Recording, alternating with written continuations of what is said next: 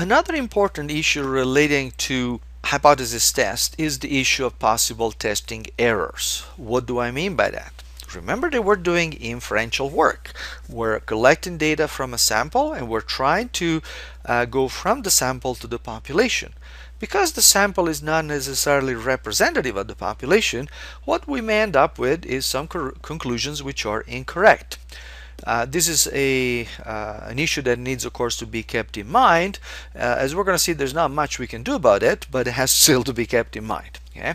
So let's see in what sense, first of all, let's see what these errors are, in what sense they are, we cannot do anything about them, and then, of course, what we can do to manage it.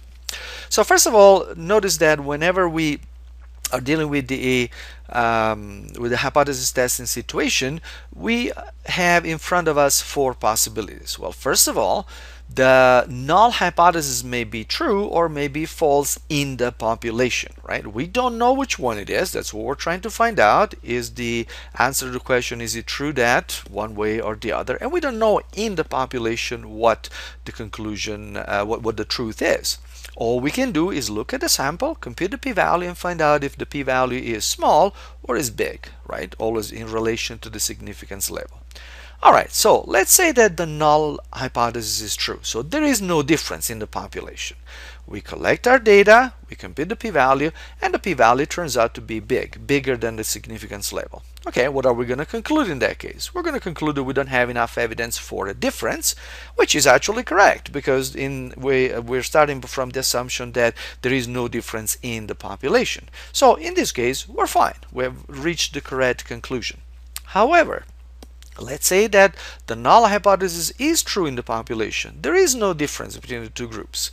But we end up with a p-value that is small enough to declare the test significant. Well, in that case, we have made a mistake, right? We have reached the wrong conclusion.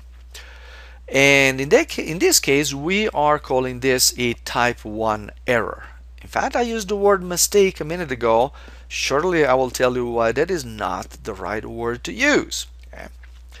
Now, on the other hand, if our p-value is small and in the population the null is false, that means that the alternative is correct, which means that there is a difference, then we're fine. Okay, we've reached the right conclusion. In the population, the null hypothesis is false, the p-value is small, that's what we're going to conclude, we're fine. But if the alternative hypothesis is true and the p-value we collect is big, by chance, then again there has been a wrong conclusion, and we call this a type 2 error. Now, I mentioned a minute ago that we should call these errors and not mistakes. Why not? Well, first of all, type 1 and type 2 errors are not mistakes that we make. Okay, so it has nothing to do with us or the researchers having done anything wrong. Remember, this is what happens when your sample is not representative of the population. Okay? So in fact, this is due to the random sampling procedure. We are collecting a random sample. We hope that the random sample is representative of the population, but it may not be. It could be that just by chance our sample ended up giving us the wrong piece of information. The bad thing about all this is that these kind of errors are undetectable. Okay, the only way that we can find out if we in fact have run into a type 1 or type 2 error would be to check the whole population. But of course, if we could do that, well, that we wouldn't need any statistics, right? Or any statistical inferential methods. In general, we cannot get the whole population. So the only way in which sometimes people can detect the occurrence of a type 1 or type 2 error is by repeating the experiment, collecting all the data, and comparing the results. Okay, sometimes what happens is that several people do the same experiments, 10, 15 of them come up with one result, one of them comes out with a different result. Then probably the people who came up with the different result were the ones that run into a type 1 or type 2 error. One thing we can do, however, is we can monitor the probabilities of their occurrence. Okay, this is something which again is not necessarily easy to do, especially in one aspect, but it can be done to some extent, and it is done and mentioned in research articles. So again, just to make you familiar with what people do in order to monitor the probability of occurrence of these type 1 and type 2 errors, where I'm going to explain to you a little bit of the jargon associated with it. So error probabilities are the probabilities of making a type 1 or a type 2 error.